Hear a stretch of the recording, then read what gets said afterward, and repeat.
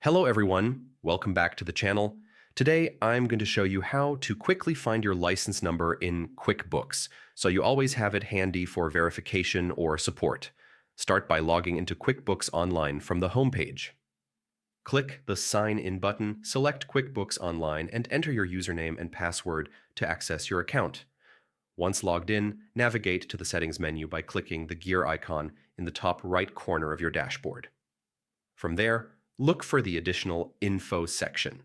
Here you'll find your company ID, which actually serves as your QuickBooks license number.